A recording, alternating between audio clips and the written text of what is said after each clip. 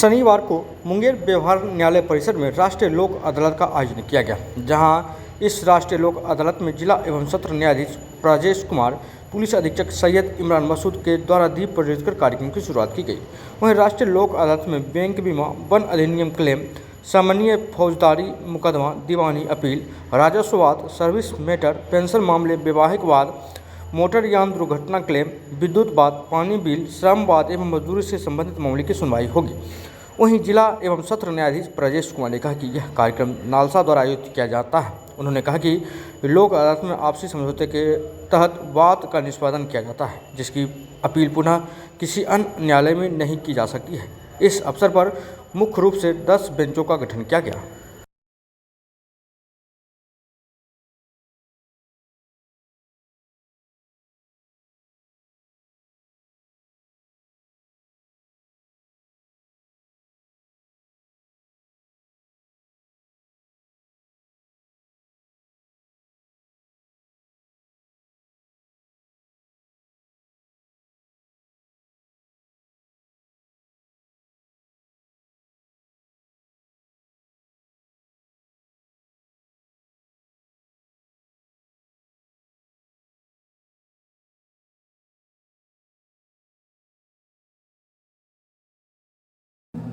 कई डिफरेंट चरण होते हैं, कई डिफरेंट एस्पेक्ट होते हैं। जैसा अभी एसपी साहब ने बताया, नोटिस सर्व करना एक सबसे इम्पोर्टेंट चीज है, ताकि लोगों को पता चले कि ये लोग अदालत का कानून कैसे होगा। तो जो एसपी साहब ने कम समय में किया, मैं इसके लिए इनको दिल से धन्यवाद देता हूँ। अब लोक अदालत के विषय में इसमें सारी बातें बता चुके हैं, हम ज़्यादा कुछ नहीं बोलेंगे। हम सिर्फ यही कहेंगे कि पीएलबी, जैसे मैंने कहा कि बैकबोन है लोक अदालत डालसा, और डालसा का एम्बिट बहुत बड़ा, क्षेत्र बहुत बड़ा। अभी तक हम लोग इसको पूरी तरह से यूज नहीं कर पाए, और ये पूरी तरह से यूज तभी हो सकता है जब हमारे पास डेडिकेटेड पीएलबी जो ये समझे कि आप लोक अदालत से किसी मॉनेटरी बेनिफिट के लिए नहीं जुड़े हैं, बल्कि ये वॉलंटरी वर्क है, समाज के लिए है, आपके क्षेत्र के लिए। जब ऐसा कर पाएंगे तभी लोक अदालत सही मायने में समझेंगे। तो आज हम आपको बता दें कि हम लोग बहुत जल्द पीएलबी का फ्रेश इंटरनेट शुरू करने वाले हैं, क्योंकि पीएलबी हमारे पास कुछ कम है और कुछ पीएलबीज अपने किसी जातीय वजह से काम नहीं कर पा रहे।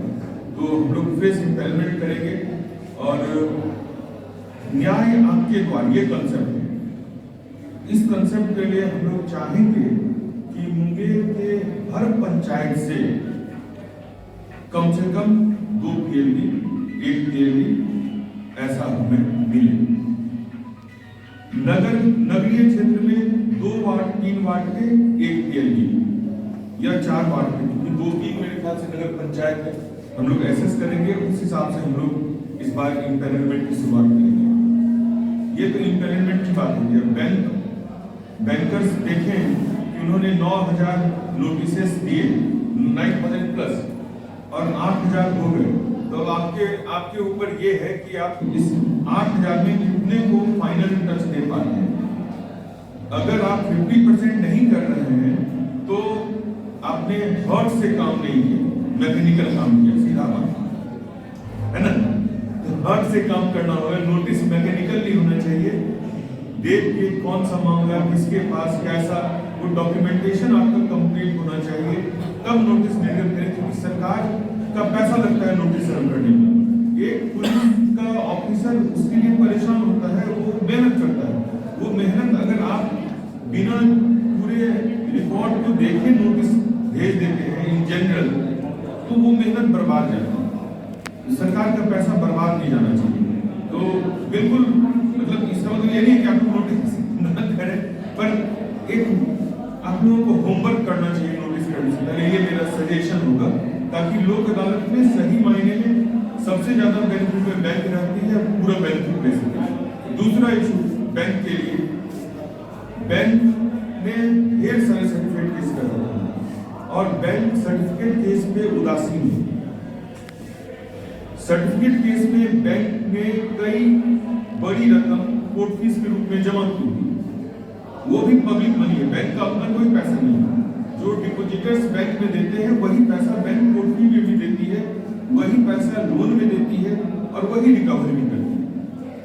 तो सर्टिफिकेट केस पे अगर बैंकर्स ध्यान नहीं देंगे, क्योंकि वो पब्लिक मनी है, और अगर बैंकर्स सर्टिफिकेट केस को लोक अदालत में लाने में सफल होते हैं तो बैंकर्स का वो कोर्ट का पैसा सेक्शन 21 जो नेशनल लीगल सर्विस एक्ट है उसमें वापस हो सकता है। क्रिमिनल कंपाउंडेबल केसेस,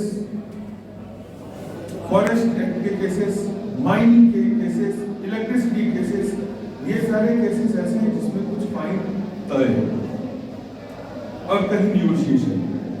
उस सब के लिए जैसा सर ने आह्वान किया एडवोकेट भाई लोगों का, वो अगर सहृदय तैयारी से आए तो हम लोग बहुत सारे केसेस हमारे यहाँ समरी डिस्पोजल केसेस बहुत बड़ी मात्रा में पेंडिंग है, मोर देन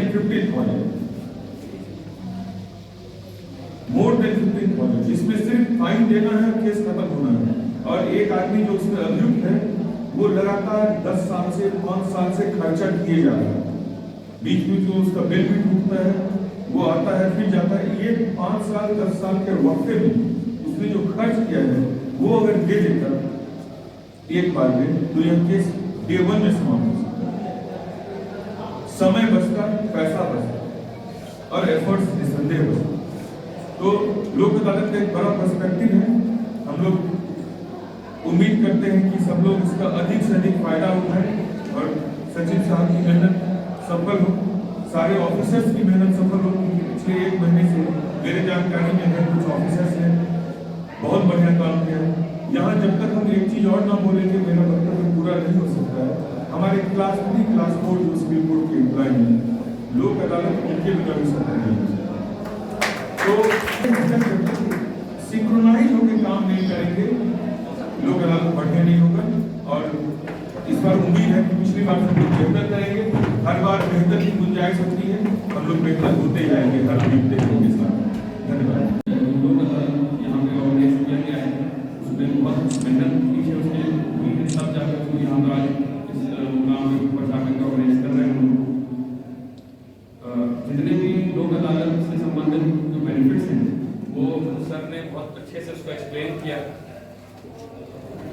हम सभी का उम्मीद है कि उसकी जो बेनिफिट्स है उसके, वो जो ग्राउंड लेवल में उसका इम्प्लीमेंटेशन में हम लोग उसको ला पाएँ और वो बेनिफिट्स देखें और वो बेनिफिट्स जो लिटिगेट्स हैं वो महसूस करें। पुलिस की तरफ से जो सबसे इम्पोर्टेंट काम होता है वो ये है कि नोटिस जितने भी लोक अदालत से संबंधित होते हैं उसको तामीला कराना है। इस वर्ष का आंकड़ा मैं आप लोगों को बताना चाहूँगा। हालांकि आइडियल सिचुएशन होती है 100% तामीला करा देना। हम लोगों का प्रयास भी यही रहता है कि हम लोग 100% नोटिस का तामीला कराएं और अभी भी हम लोगों ने प्रयास किया है, बट आइडियल सिचुएशन में पहुँचना थोड़ा सा मुश्किल होता है। लेकिन फिर भी हम लोगों का प्रयास रहेगा और आगे भी हम लोगों का प्रयास रहेगा कि जितना भी नोटिस है वो 100% तामीला करें। जो माननीय न्यायालय द्वारा प्राप्त नोटिस थे वो 6193 थे, जिसमें से हम लोगों ने 4983 को तामीला कराया, 30% के आसपास आंकड़ा है। और जो बैंक से संबंधित प्राप्त नोटिस थे वो 9837, उसमें से हम लोगों ने 8346 कुछ नोटिस बाकी रह गए हैं। वो हम लोग उम्मीद है हम लोग पूरा प्रयास करेंगे कि नेक्स्ट टाइम हम लोग उसको प्रयास जो जितने भी नोटिस निर्गत होते हैं उसको हम लोग तामीला कराएं, ताकि लिटिगेट्स यहाँ पर उपस्थित होकर के जो अपनी समस्या है, जो उनका डिस्प्यूट है, उसको रिजॉल्व करें और ये लोक अदालत को हम लोग सक्सेसफुल करता हूँ कि इसके उद्घाटन समारोह में आप उपस्थित हुए। जैसा कि हमारे प्रेसिडेंट साहब ने बताया कि लोक अदालत में सभी को, चाहे वो पक्षकार हो या स्टेक होल्डर हो, अपने ईगो को त्याग कर परस्पर वार्ता और सहमति के आधार पर सरल तरीके से मामलों के निपटारे के लिए आगे आना चाहिए।